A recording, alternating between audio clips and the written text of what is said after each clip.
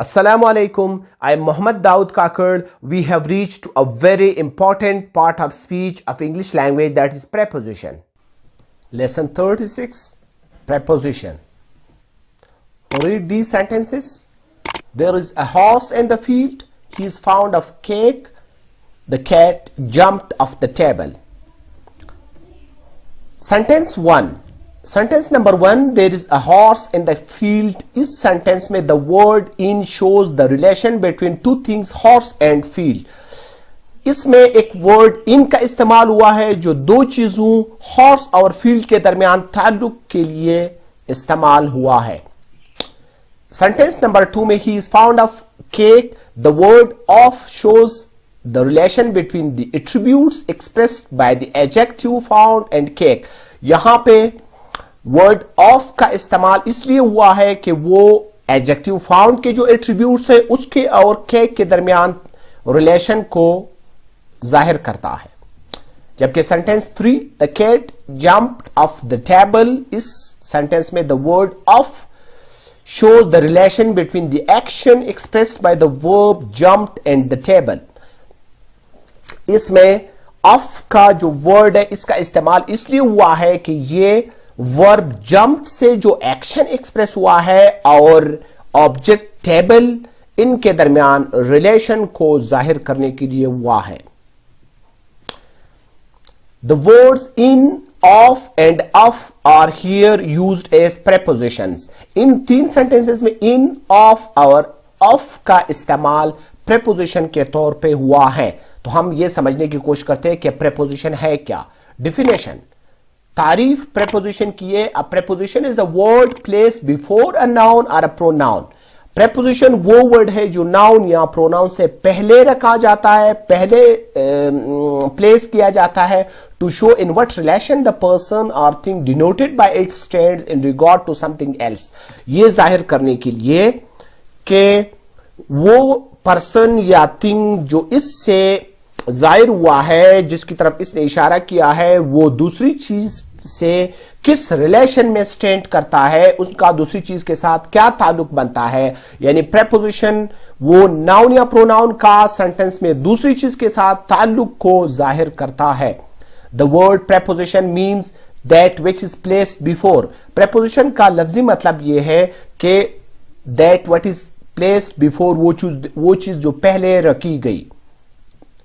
तो हम प्रेपोजिशन को मजीद जानते हैं. There is a horse in the field. Sentence number 1 में the preposition joins a noun to another noun.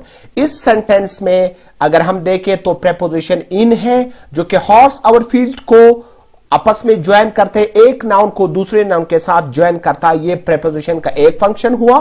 दूसरा फंक्शन सेंटेंस नंबर 2 में हमें देखने को मिलता है. He is found of cake. The preposition joins a noun to an adjective. यहां पे अगर हम देखें नाउन केक है और एडजेक्टिव फाउंड है, तो ऑफ का प्रेपोजिशन इस सेंटेंस में इसका दूसरा फंक्शन हमें देखने को मिलता है कि नाउन को एडजेक्टिव के साथ ज्वाइन करता है. Sentence 3, the cat jumped off the table. The preposition joins a noun to a verb. यहां पे फिर noun और verb को ज्वाइन करता है preposition.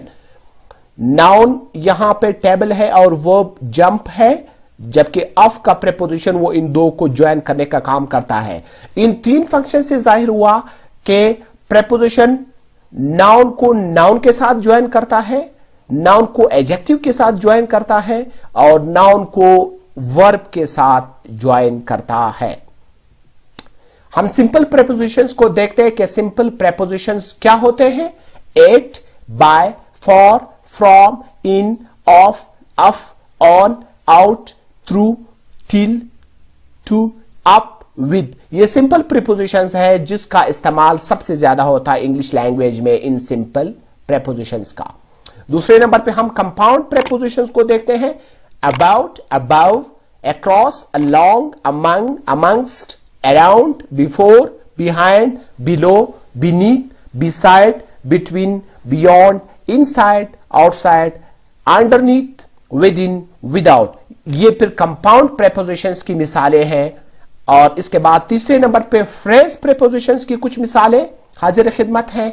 According to, in accordance with, in place of, agreeably to, in addition to, in reference to, along with, in regard to, away from, in case of, in spite of, because of, in comparison to, instead of, in compliance with, in the event of, by means of, in consequence of, on account of।